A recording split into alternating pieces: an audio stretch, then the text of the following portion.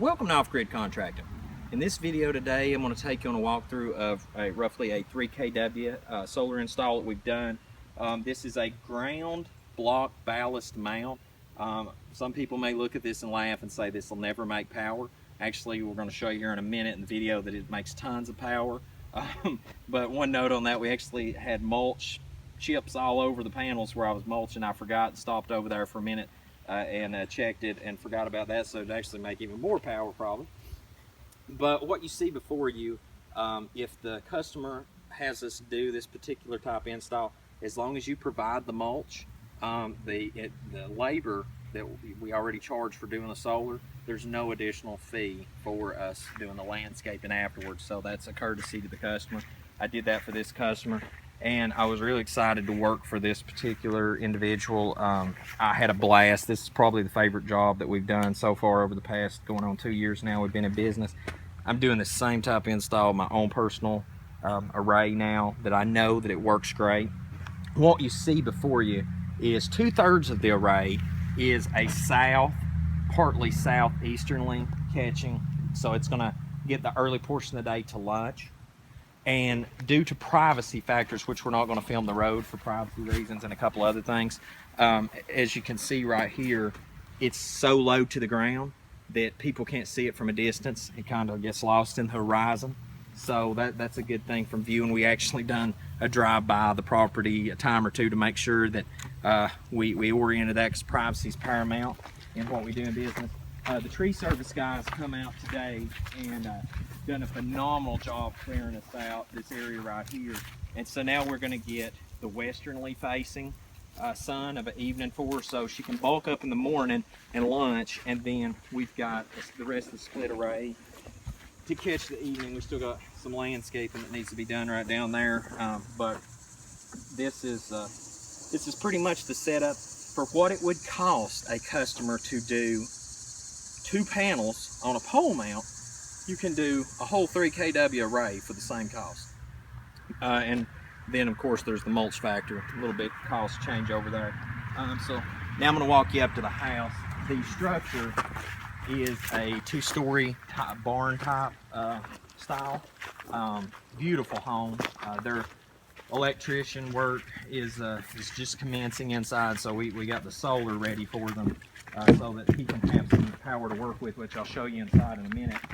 We've got the service access fee coming up, and now we've not shown an install yet with this type setup. This is just temporary at the moment. Some things are getting changed around with this. Me and the customer had been talking about some ideas, and instead of putting an AGS on, spending the extra money, because this is a dual fuel generator, and it's really hard to do a cutoff to that since that there's a dual safety on this one. What we're going to do is actually later they'll spin this unit around, have a speakeasy type door right here. They're going to open up, push it on, turn it off. But just for right now, during the construction process, it's sitting as it is. We've got 240 feed coming in to replace, because there's no electric company involved in this.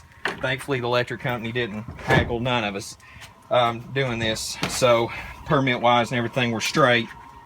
You got the 240 feed coming into the Magnum to replace the electric company, so they have a backup, so they can have gasoline or propane back up their house system. Okay, no AGS required. Push button and go. All right, the Magnum and everything's wired into the battery banks. You can see here a little bit of dust and cleanup we need to do. Here you can see the solar array, the west facing one. You know, it's roughly about to the 1K mark right there. And I'm going to cut out and show you the feed from earlier today on the other array.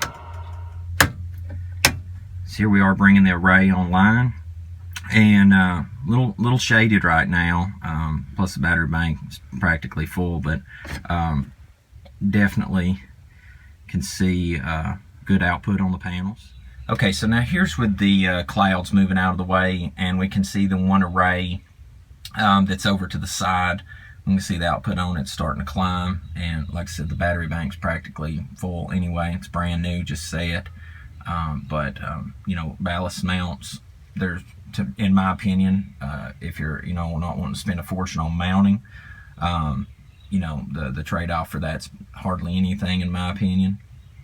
and still making good power output. So you can see there, you know, the feeds on both arrays pretty nice. Even for partly cloudy day, I mean, you're making phenomenal power. And all in all, I mean, you know, our service access. This is probably the last OTG board that we're ever going to bolt up this style. The OTG 2.0 rolls out this week, so next time you see us out in the field working, you're going to see that as a standard thing going on the wall. It's going to save customers even more money. So, you know, heck, give me time, I'll probably have a third version of that to save you even more. And so we got the feeds going into the house. I actually drilled this out. This box is actually set. Me and the customer went and picked it out so that it would match exact to the house. The colors, trim, and the exterior. It looks like it's built directly from the house. The wire goes in directly into a stud on 16-inch on center. So just for safekeeping, when they go to doing finish work in here, they screw through the wall, they're not going to hit the feed wire. So we really were meticulous with this job. I'm getting really obsessive, compulsive about getting this stuff right. So anyway, I'll shut this for just a second. We'll step inside, and then I'm going to take you a dry run on how this propane setup works, because I'm so grateful that our customers let us share this stuff, because this may be something you choose to do later.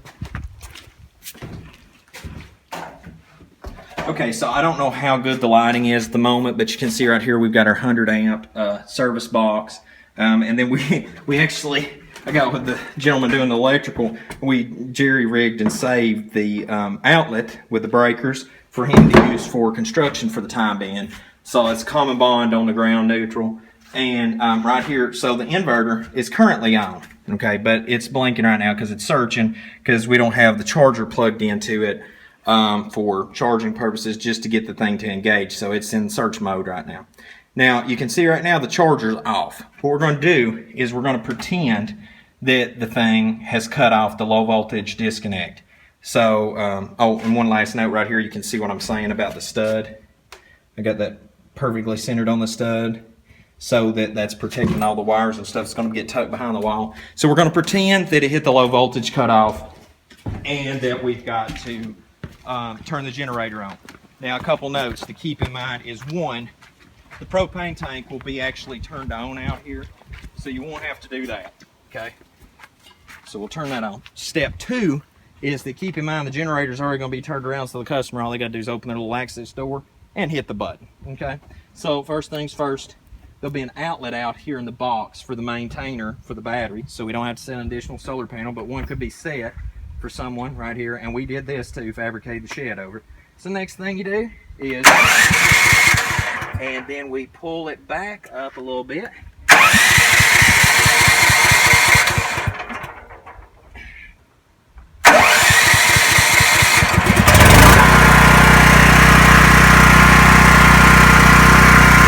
And we'll go inside.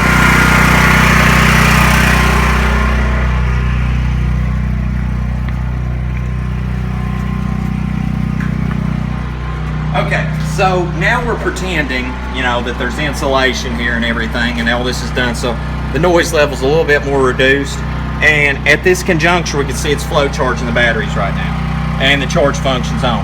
I have the system set up to auto connect for the AC the moment that it senses there's AC coming in. So what's going to go down is when the customer turns this on, they can turn it on for an hour, let it charge the battery bank up, and it's going to be able to run the house in the meantime while charging the battery bank. So when they're done, all they got to do is flip the choke back, cut it off, and you know, it's all they've got to do. So let's walk out there, turn the propane generator off. I'll show you a few other things. All right, so a few last notes on this is, yes, you can run off a larger cylinder, 100-pound tank if you wanted to. Yes, you can run a longer propane line, so don't get caught in the mix on things like that. We always will find a solution. These generators are now available through Hurricane Wind Power. They are refurbished, and they still carry a warranty on them. So you're getting a generator shipped to your doorstep for dirt cheap, and it's still got a good warranty on it. So I'm really excited to start bolting these down. The generator is dual fuel, so you know, you can see the peak watts for fuel, and then the propane just a little bit difference on the output, but I mean, ladies and gentlemen, you only need 30 amps, and even if you need 60 amp service, if you've got 2 magnums, it's going to fill up the battery bank for you in a matter of no time flat. So really excited to start getting in the works with hurricane wind power on these. All the components that you see on this install came from them. The guys are doing a phenomenal job nowadays of getting our parts. I mean, stuff hit this job site right like it was supposed to. Nowadays, we're to the point, ladies and gentlemen, we can be in and out of your job site in about 2 days flat. And parts show up right on your doorstep as we need it. I mean, we've got this stuff down to a science. You see what we do. I mean, it's only going to get better and better. I'm going to keep figuring this stuff out. And we're so grateful for your business. And until we see you again here at Off Grid Contracting, I look forward to working for you.